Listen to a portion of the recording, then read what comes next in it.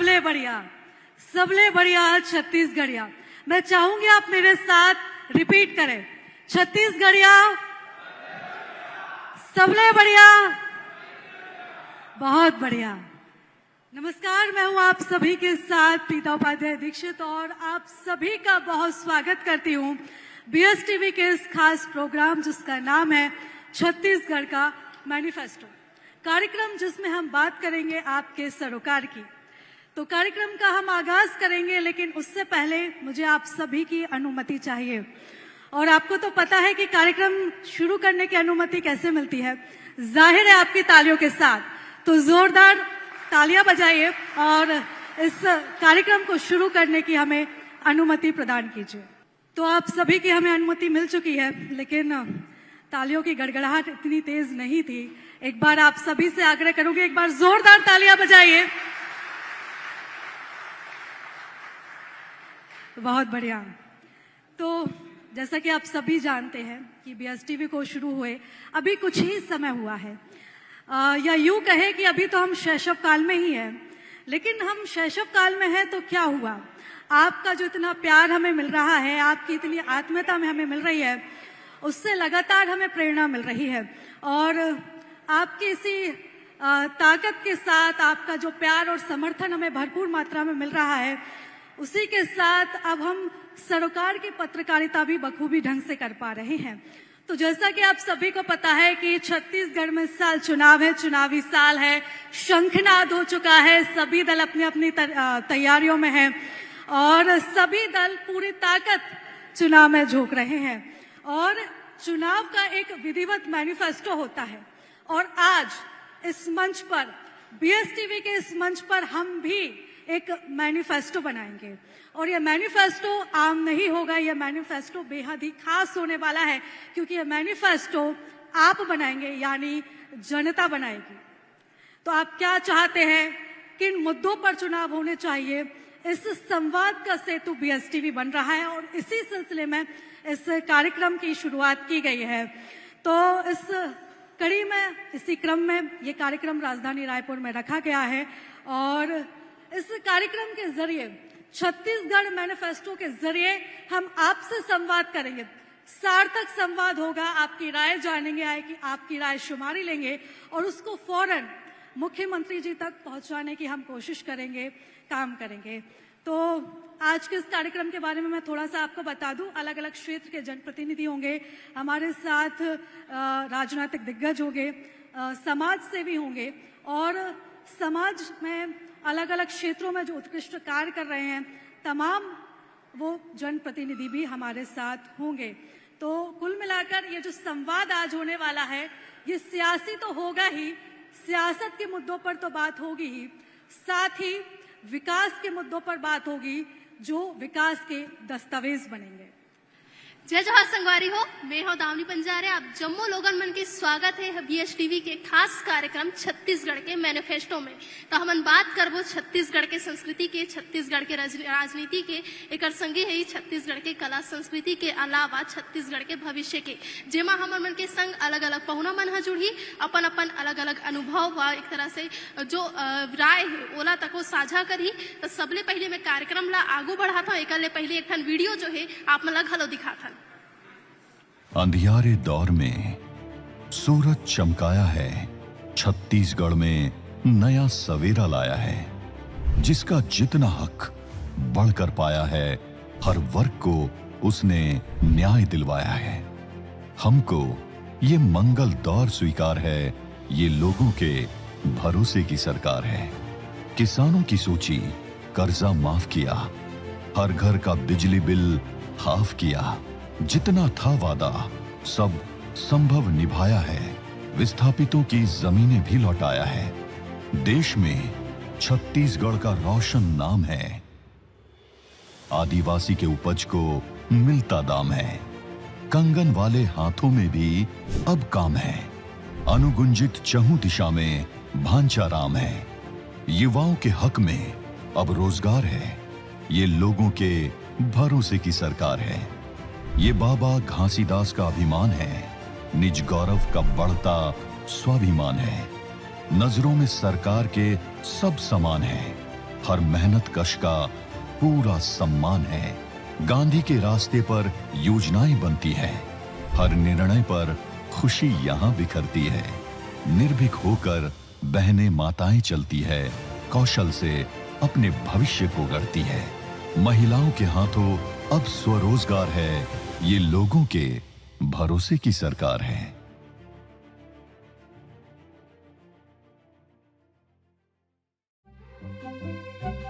उम्मीदों के पंख लगाकर मुझे आसमां से ऊंचा उड़ना है। वंचित है तो क्या चिंता है, मेरे भीतर हौसला है। मुझे पढ़ना है, मुझे पढ़ना है, मुझे पढ़ना है। अपना ही नहीं सबका बेहतर कल मुझे गढ़ना है, मुझे गढ़ना है, मुझे पढ़ना है। उन्नत शिक्षा से कम दूरी हो गई, बुनियादी जरूरतें पूरी हो गई।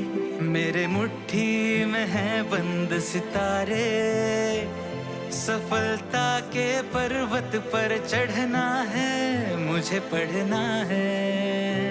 निर्माण संरचना का हो गया है, शाला आंगन बगिया सब नया है। मेरा कौशल देखेगा जमाना, कुरीतियों से मुझको लड़ना है, मुझे पढ़ना है, मुझे पढ़ना है, मुझे पढ़ना है।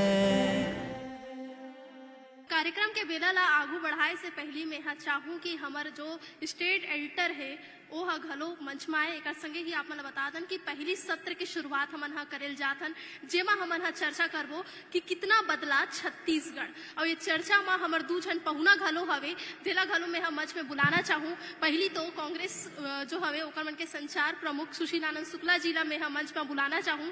एक संगे ही जो कि बीजेपी के पूर्व विधायक रह चुके हैं श्री चंद सुंदरानी जी, ओला घलो में हम मंच में आमंत्रित करना चाहूँ।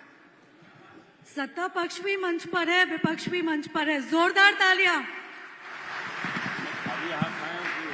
नमस्कार, बीएस टीवी के इस खास कार्यक्रम में आप सभी का स्वागत है। आज हमारे साथ दो खास मेहमान मंच में मौजूद हैं। कांग्रेस संचार प्रमुख सुशील आनंद शुक्ला है, शुक्ला जी आपका स्वागत है। श्री चंद सुंदरानी जी है, वरिष्ठ नेता है, पूर्व विधायक है। सुंदरानी जी आपका भी स्वागत है। सुशील जी, आप लोग के सेगमेंट का नाम है कितना बदला छत्तीसगढ़।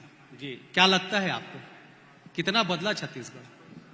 इसका बेहतर आकलन तो एक सुधी पत्रकार होने के नाते आप खुद कर रहे होंगे, लेकिन छत्तीसगढ़ में मैं एक आंकड़ा दूंगा जो लगभग एक पखवाड़ा पहले नीति आयोग ने दिया था।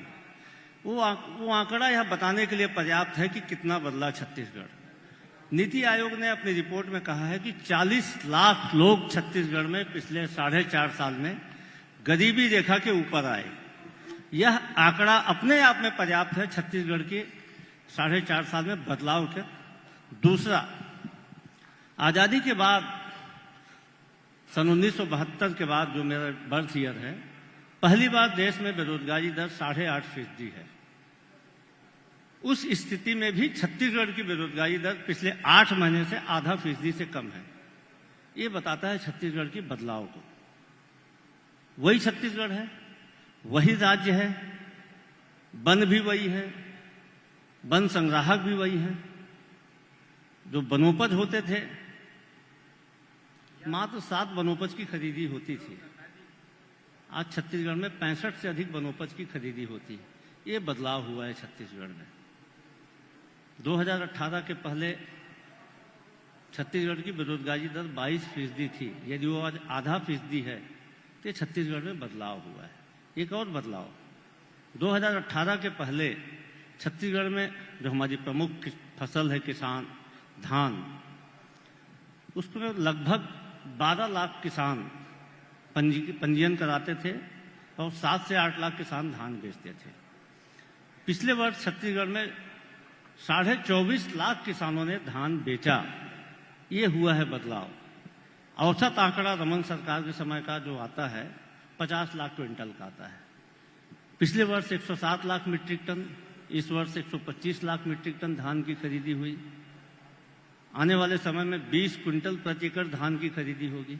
ये बदलाव है। एक और बदलाव, 4000 स्कूलों को बंद कर दिया गया था। बस्तर जैसे दूरस्थ क्षेत्रों में 400 से अधिक स्कूलों को बंद किया था।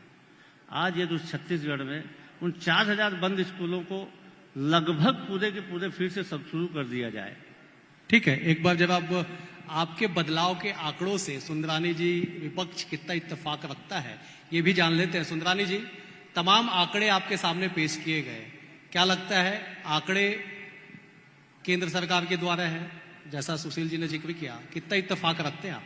देखिए, आपका नाम ही कितना बदला छत्तीसगढ़, और जितने आंकड़े इन्होंने रखे हैं ना कहीं मैनिपुलेशन के साथ है। 2018 के पहले की स्थिति और 2018 के बाद की स्थिति है।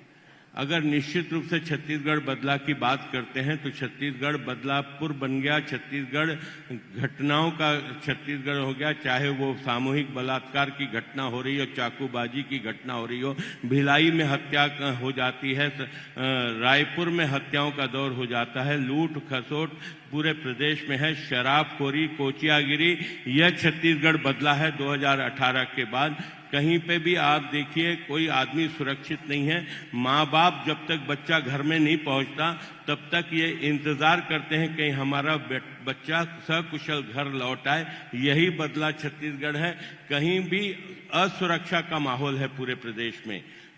आम आदमी डरा हुआ है। भ्रष्टाचार का बोलबाला है छत्तीसगढ़ में, चाहे वो शराब का घोटाला हो, रेत का घोटाला हो, चावल का घोटाला। प्रधानमंत्री जी चावल भेजते हैं दिल्ली से, 5 किलो प्रति व्यक्ति मिले, लेकिन दुर्भाग्य से 600 करोड़ रुपए का ऑन रिकॉर्ड घोटाला, जिसको मंत्री जी स्वीकार करते हैं, कुछ अधिकारियों पे कार्रवाई करते हैं। यही बदला छत्तीसगढ़ है। आप सड़कों की हालत देख लें। अभी मुझे एक वरिष्ठ पत्रकार से बात हो रही थी, कम से कम भारतीय जनता पार्टी की सरकार में सड़कें तो ठीक रहती थी, लेकिन आज की सड़क बिल्कुल सुंदरानी जी आपने सही कहा। बदतर हालत है। गड्ढों का जो एक्सप्रेस हाईवे बनाया था उसका उदाहरण सबके सामने था, आप ही ने उसका उद्घाटन किया था। सुशील जी, आंकड़ों को तो झूठला दिया जा रहा है कि आप लोग जो आंकड़े लेके आए हैं वो बनावटी है, सुंदरानी जी कह रहे, जबकि मैंने पहले कोट किया कि केंद्र के द्वारा जो आंकड़े जारी किए गए वो आंकड़े हैं। अपराध को लेके बार बार सवाल उठ रहा है कि कानून व्यवस्था पे आप लोग का कंट्रोल नहीं है। देखिए, यदि गलत बयानी करनी है तो आप कुछ भी बात बोलिए, उसको बोलेंगे नहीं ये तो गलत है। अपराधों के बारे में मैं कुछ आंकड़े बताऊंगा आपको। अभी भाई साहब महिला अपराध के बारे में बोल रहे थे। एनसीआरबी के जो आंकड़े आए हैं 2018 के पहले के 3 साल और 2018 के बाद के 3 साल के आंकड़े में रखूंगा। 68% महिला अपराधों में कमी हुई है।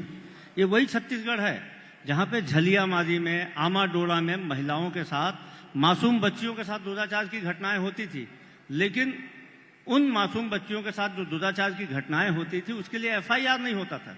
इसी राजधानी रायपुर में महिला कांस्टेबल के साथ सामूहिक दुराचार हो जाता था। 7 दिन तक उस महिला कांस्टेबल को घूमना पड़ता था, तब उसके बाद एफआईआर होता था। मीना खलको के साथ क्या हुआ, हिडमा मरकम के साथ क्या हुआ, ये सारी चीजों में बदलाव की स्थिति बनी है। एनसीआरबी के आंकड़े कोई कांग्रेस पार्टी ने नहीं दिया है। संगठित अपराधों में 72% की कमी आई है छत्तीसगढ़ में। इसी छत्तीसगढ़ के बारे में यूएनओ की एक रिपोर्ट आई थी। आदरणीय शैलेश त्रिवेदी जी यहाँ बैठे हुए हैं, संचार प्रमुख थे, बड़ा बयान उनका आया था। उस यूएनओ की रिपोर्ट में कहा गया था कि दिल्ली और मुंबई में रहने वाले, दिल्ली और मुंबई के रेड लाइट इलाकों में जो औरतें काम करती हैं, जो वहां पाई जाती हैं, उसमें अधिसंख्यक औरतें, बच्चियां छत्तीसगढ़ के जसपुर इलाके की थी। तो इतना शर्मनाक स्थिति थी पिछले 15 साल में छत्तीसगढ़ में।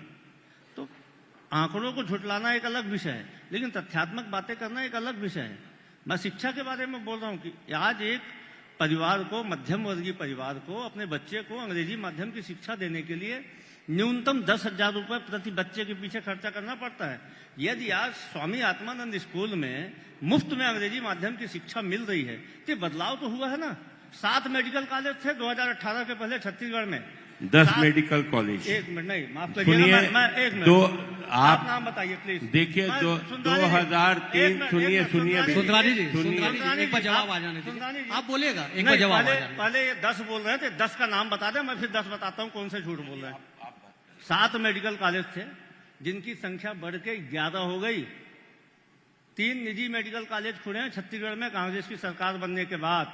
चंदूलाल मेडिकल कॉलेज को हमने अधिग्रहित किया है और 4 और खुलेंगे। महासमुंद, अभी वर्तमान में मेडिकल कॉलेज जो है रायपुर, बिलासपुर, रायगढ़, अंबिकापुर, जगदलपुर, राजनांदगांव, कांकेर, महासमुंद, कोरबा, दुर्ग खुलेंगे। कवर्धा, जांजगीर चांपा, मनेनगढ़, दंतेवाड़ा। ये बदलाव आया है।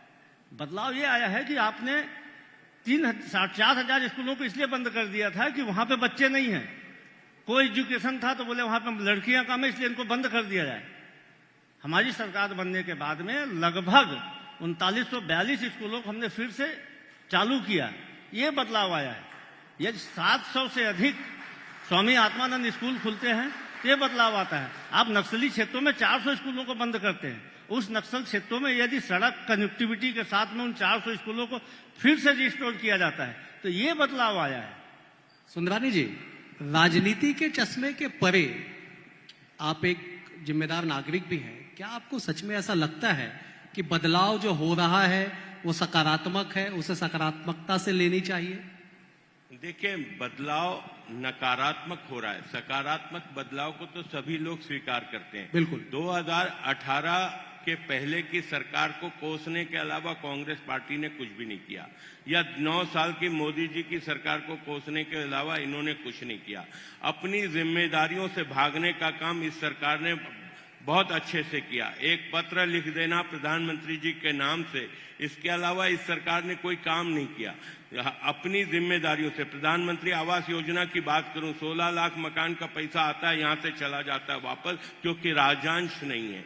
ये बात करते हैं किसानों के 2 साल का बोनस देने की बात इन्होंने की थी, ठीक है, वो वादा हमारा था, लेकिन सरकार आज इनकी है, जिम्मेदारी इनकी है, क्योंकि घोषणा पत्र में इन्होंने वादा किया था कि हम 2 साल का बोनस देंगे, लेकिन कहाँ है बोनस? नियमितीकरण की बात की थी, मेरे कर्मचारी नेता यहाँ उपस्थित हैं, नियमितीकरण की बात की थी, वादा किया था 10 दिन में पूरा करने का, लेकिन मैं पूछना चाहूंगा कर्मचारी नेताओं से, क्या नियमितीकरण हुआ? अगर बात एनसीआर की बात करते हैं, 1 हफ्ता पहले राखी के 2 बहनें राखी बंधवा के आती है, सामूहिक बलात्कार हो जाता है, भिलाई में 2 दिन पहले मर्डर हो जाता है। ये इनका शासन है। और ये एनसीआर की बात या तो ये 15 साल की सरकार को कोसेंगे या 9 साल की मोदी जी की सरकार को कोसेंगे। इनके पास बोलने के लिए सिर्फ एक धान का मुद्दे के अलावा इनके पास कुछ भी नहीं है। ठीक है, जवाब ले लेते हैं एक बार। लेकिन कानून व्यवस्था पे चर्चाएं हुई, कानून व्यवस्था माना गया देश भर में, खाली छत्तीसगढ़ की स्थिति नहीं, देश भर में एनसीआरबी के आंकड़े बताते, स्टैंडर्ड बताता है कि उस हिसाब से बेरोजगारी की बात, चलिए बात एक बार जवाब ले लेते हैं पहले। 0.5% बेरोजगारी है, बता रहे छत्तीसगढ़ में 20 लाख से अधिक बेरोजगार दफ्तर में नौजवानों के रजिस्ट्रेशन है। जवाब सरकार नहीं है। सुशील जी, देखिए, सबसे पहली बात तो ये बोल रहे थे कि 9 साल 15 साल की सरकार को कोस, आपके तो प्रधानमंत्री संसद में पिछले 72 साल की सरकार को कोस रहे हैं। 9 साल में कुछ नहीं हासिल कर पाए, आप कोसने की बात कर रहे हैं। आप बदलापुर की बात कर रहे थे। सुंदरानी जी माफ करिएगा, यदि बदलापुर होता ना तो झलकी वाले सेठ जेल की सलाखों के पीछे होते। ये आपकी विफलता है, ये आपकी विफलता है। आपने सुंदरानी जी जवाब आ जाने दीजिए, जवाब आने दीजिए, जवाब आप अपने बारे में बोलिएगा। यदि बदलापुर होता तो आप पत्नी के आधार पे उसी बंगले में अभी तक नहीं डटे रहते। यदि बदलापुर होता तो 36,000 के नान घोटाले में, 36,000 करोड़ के नान घोटाले में मैडम सीएम जेल की सलाखों के पीछे होती। हमने एसआईटी बनाया था। आपके तत्कालीन नेता प्रतिपक्ष जाके कोर्ट में स्टे लेके आते हैं एसआईटी पे। क्या बोलते हो? इसमें एसआईटी में कौन सा पीआईएल लागू होता है, कौन सा इसमें पब्लिक इंटरेस्ट होता है? जाके आप वहां पे ऐसा जांच में स्टे लेके आते हैं।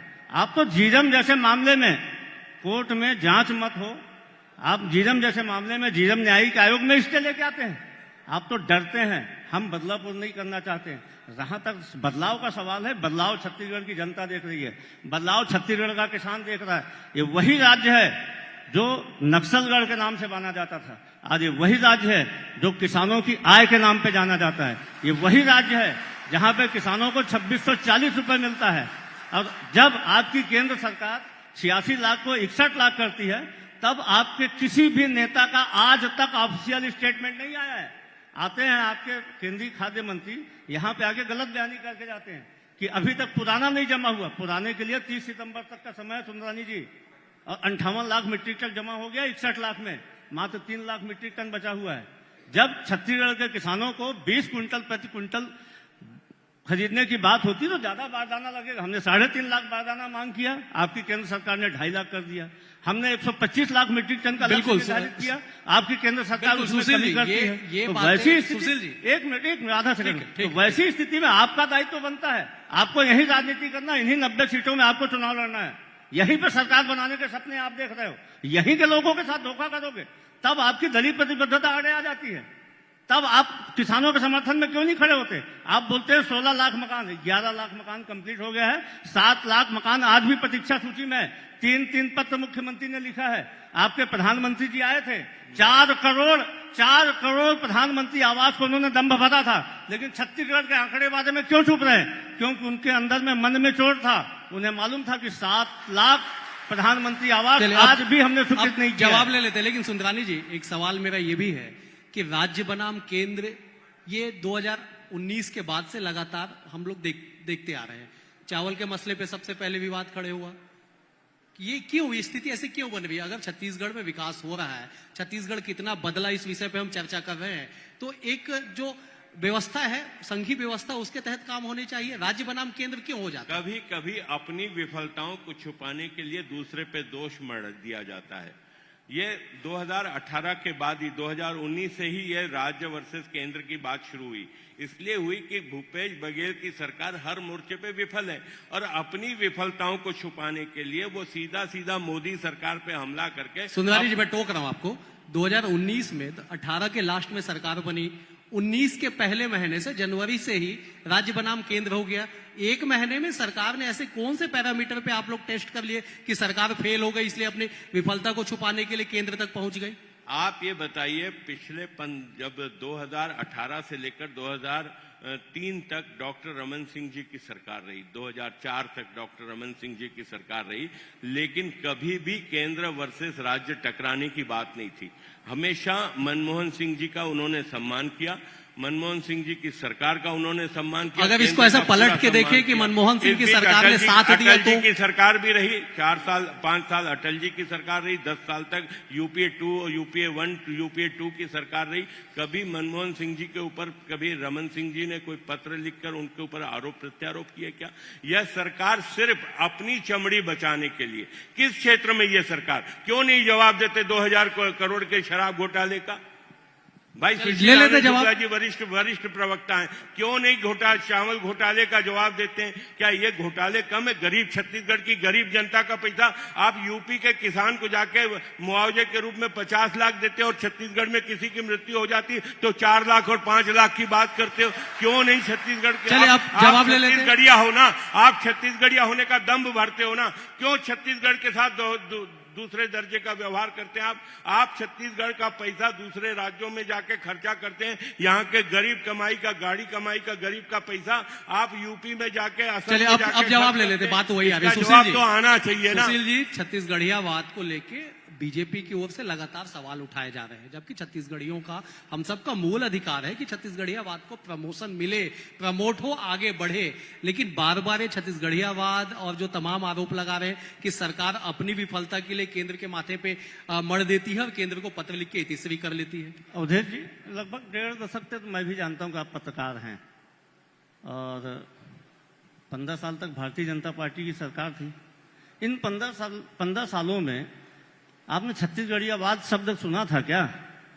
ईमानदारी से बोलिएगा, ये शब्द तो अभी आया ना। अरे हम छत्तीसगढ़िया हैं भाई, हम चिल्लाना छत्तीसगढ़िया हैं, हमको दर्शाने की जरूरत नहीं है, आपको बार बार प्रमाण देना पड़ रहा है। सुंदरानी जी, जब देखिए वो आपके बीच में नहीं बोले ना, आप जवाब ले लेते। सुंदरानी जी, यदि आप छत्तीसगढ़िया होते ना, तो मुख्यमंत्री निवास में गेड़ी की रच रच की आवाज 1.5 दशक पहले आ जाती।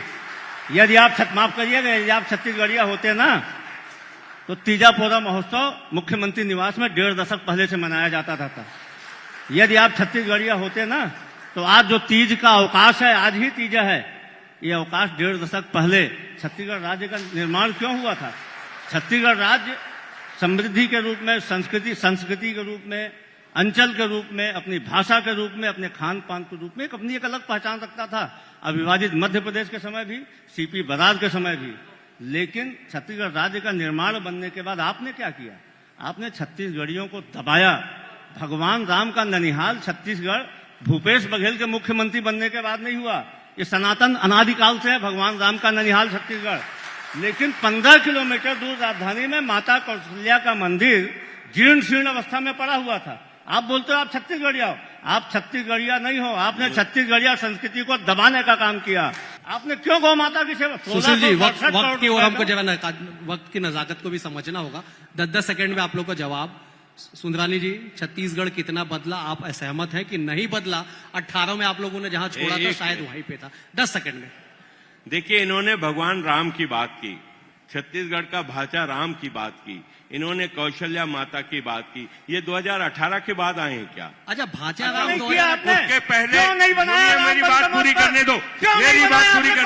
55 साल कांग्रेस ने राज किया, कभी प्रभु राम इनको याद नहीं आए, कभी कौशल्या माता इनको याद नहीं आए। अरे ये 5 साल में मुद्दों से आप हटाना चाहते हो। आप मुद्दों से हटाना चाहते हो, जनता की ध्यान हटाना चाहते हो। सुंदरानी जी समाप्त करें, समय की नजाकत है और भी पैनल के लोग नीचे बैठे, उनसे भी चर्चा करनी है। आप दोनों मेहमानों का बेहद शुक्र है। कुल मिला के कि छत्तीसगढ़ कितना बदला, इस विषय पे चर्चा आदि अनंत काल से और आने वाले सालों साल तक चलती रहेगी। विकास सतत प्रक्रिया है जो हमेशा जारी रहेगा। आप दोनों का बहुत बहुत धन्यवाद। आप सभी मेहमानों का बहुत बहुत धन्यवाद। पहला सत्र समाप्त हो चुका है। मैं हमारे जो मेहमान हैं उनसे आग्रह करूंगी कि वो कुछ देर मंच पर रहें। सुशील आनंद शुक्ला जी, आपसे आग्रह करूंगी आप मंच पर रहे। इसी के साथ वरिष्ठ जो हमारे बीजेपी के नेता है, पूर्व विधायक है श्री चंद्र सुंदरानी जी, उनसे भी आग्रह करूंगी कि आप मंच पर रहें। अवधेश जी, आप कृपया स्मृति चिन्ह देकर हमारे मेहमानों को सम्मानित करें। तो मैं अनुरोध करूंगी हमारे editor in chief Praveen Dubey ji से कि वो भी मंच पर आए और हमारे मेहमानों को सम्मानित करें। जोरदार तालियों के साथ स्वागत कीजिएगा। तो पहला सत्र था जिसका नाम था कितना बदला छत्तीसगढ़। जैसा कि इसका नाम है कितना बदला छत्तीसगढ़, सत्ता पक्ष कांग्रेस जब मंच पर हो और बीजेपी जो कि विपक्ष में हो, और जब दोनों से ही पक्ष से विपक्ष से जब जनता से जुड़े सवाल किए जाएंगे, जब विकास के मुद्दों पर बात होगी, तो थोड़ा तर्क वितर्क आरोप प्रत्यारोप का दौर तो चलता ही रहता है। और यही इस कार्यक्रम की खूबसूरती है कि तमाम जो जनप्रतिनिधि हमारे साथ मौजूद है, तमाम जो राजनीतिक दिग्गज हमारे साथ मौजूद है, उनसे हम आपकी ही बात करेंगे। आपसे जुड़े मुद्दे, आप क्या चाहते हैं, आपकी राय क्या है और धरातल पर क्या कुछ स्थिति है छत्तीसगढ़ के विकास की, हम उसके बारे में तमाम बात कर रहे हैं। तो हमारा पहला सत्र समाप्त हो चुका है।